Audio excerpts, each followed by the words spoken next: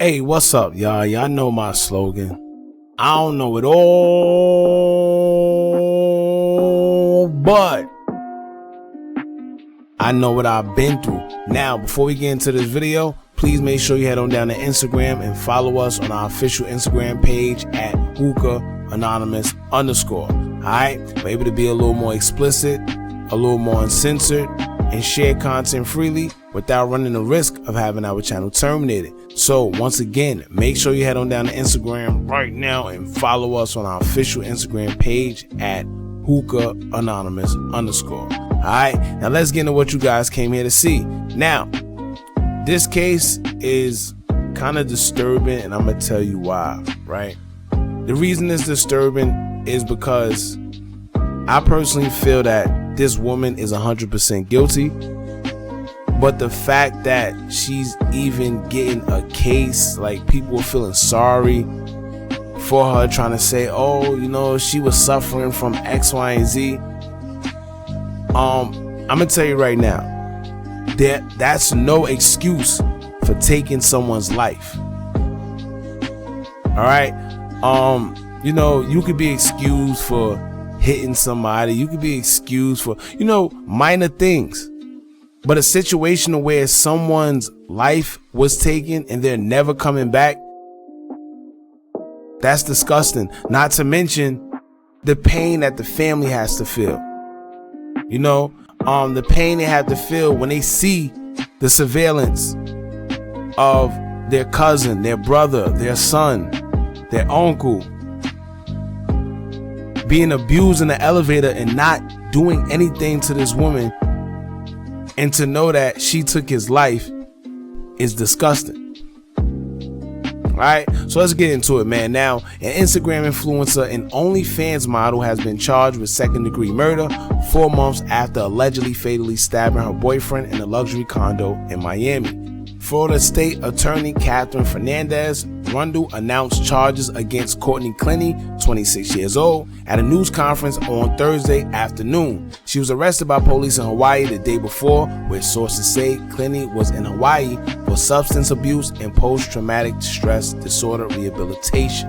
Now, Clenney, who is white, is accused of killing her black boyfriend, Christian Toby Obumseli, I think that's how I say his name, on April 3rd in a luxury high-rise apartment they lived in. When officers arrived at the scene, they found Obumseli with a stab wound, and he was later pronounced dead at the hospital. Now, police said the two were involved in a physical altercation. Now, Clenney was admitted to the hospital for mental health evaluation for less than 2 days before being released. Obumseli, a cryptocurrency investor, and Clenney, who goes by Courtney Taylor online, had been in a relationship that Rundle described as tempestuous and combative since November of 2020. Since moving into their Miami apartment in January 2022, security and building staff documented so many loud arguments between the couple, including complaints about their fights from tenants as far as 2 floors above, that eviction proceedings were being initiated against them. Now, officials played security footage from the apartment building's elevator from February 21st, showing Clenney repeatedly hitting Obumseli and grabbing his hair as he pushes her away and deflects her blows. Which means, right, that she was clearly the aggressor. And if you guys want to see the whole clip, go to our official Instagram page at hookahanonymous_. We got it there. Now, also in the surveillance, you could clearly see her initiating contact and hitting him repeatedly before he even does a thing to her. And when he did anything, all he did was kind of put her in a headlock to like, you know, constrain her, pretty much stop her from hitting him, because if he didn't do that, she would have kept on going. Now, that surveillance also tells me that if she did that there, where else did she did that? You know, well, do that. I'm sorry, y'all. Where else did she do that? How much of this occurred when they was in their home? But anyway, now it says here, prior to the situation on several occasions during their relationship, including in the last week of March when Clenney kicked Obumseli out while her mom was visiting from Texas. They reconnected on April 1st and he moved back in after her mom left. So pretty much what they're saying is that they, you know, broke up and made back up on a bunch of occasions. And not to mention the whole moving out and then moving back in. when her mom left, that sounds like maybe the mother have had some type of problem with their relationship as well. I'm not going to go off the deep end and say that it's racially motivated, being that she was white and he was black.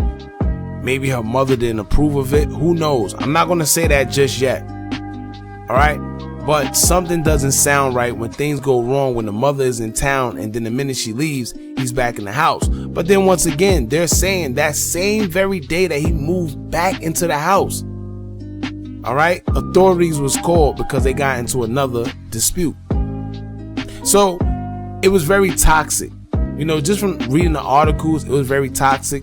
And side note, fellas, if you ever going through a situation like this, it's best to leave in time before it's too late, because you can end up like, you know, he did, rest in peace to him, or you can end up doing something to her because of all the things that she done to you, but they don't want to hear that part.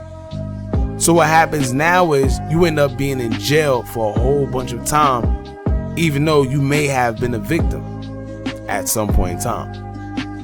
All right. Now, they say that actually investigators believe that Clenney was in fact on the phone with her mom when she allegedly stabbed Obumseli. Now, at 4:57 p.m., Clenney called 911, and on the call, you can hear him in the background repeatedly saying that he was dying and losing feeling in his arm, and Clenney was heard saying sorry. All right. And according to the medical examiners, he had a 3-inch deep stab wound to the chest that was a result of a forceful downward thrust. Now that sounds very personal. That sounds like somebody that was trying to do harm. It doesn't sound like self-defense. It doesn't sound like someone that was trying to fight somebody off. It sounds like somebody that initiated the contact. You see what I'm saying? Try to play out like the gesture of your arm as if you were stabbing somebody, and you have to forcefully downward thrust it into somebody, whatever, his chest. That's what they say. And like I said, when you play out that gesture in your head and you think about it, that's crazy. That was meant to be done. That was a crime of passion for whatever situation they was going through. That was a crime of passion. All right. Now, the warning signs seem to always been there, as these two will oftenly argue and get into domestic disputes. Not to mention, Clenney had also been charged with domestic battery against Obumseli in a hotel in Las Vegas in July 2021. So this girl has a track record of abusing this man. So there should be no excuse as to why there should even be any type of case, court proceedings where they trying to defend her. She clearly is the abuser. She has a track record of abusing him.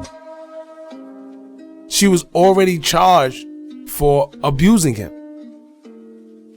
So, judging from the articles that I have researched, her attorneys are basically trying to play she's traumatized, she don't have it all there, you know, she's going through things, whether it's depression, whatever the case may be. You know, tenants and security have said that they oftenly argued, and judging from the elevator surveillance where you can clearly see that she's the aggressor, I can just imagine what goes down in the house where no one sees what's going on. If she's willing to do what she did in public, where she's grabbing his hair, punching him, hitting him, in the surveillance you see she's repeatedly hitting him, and you got to commend somebody like himself, because that's a lot of patience for not even trying to swing back, not even trying to, you know, hit to diffuse. Because some people will say, oh, I had to choke her a little bit just to get her to stop. He didn't do none of that. And then when you pay attention to her, she got no shoes on. It's like she's just clearly something may be wrong with her, right? However, I don't care what's wrong with you. Once you take someone's life, you deserve to be penalized, just like everyone else. And although her attorney is saying that he was an abuser secretly, they're trying to make it seem like he did things but behind the scenes. At the end of the day, if there's no proof or evidence of him doing anything to her, all that is null and void. Simple.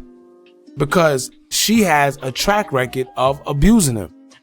Not only do she already have a domestic battery charge, they also have the surveillance footage from the elevator. So that's two things that we publicly know about against her that she did to him up until she tragically actually killed him.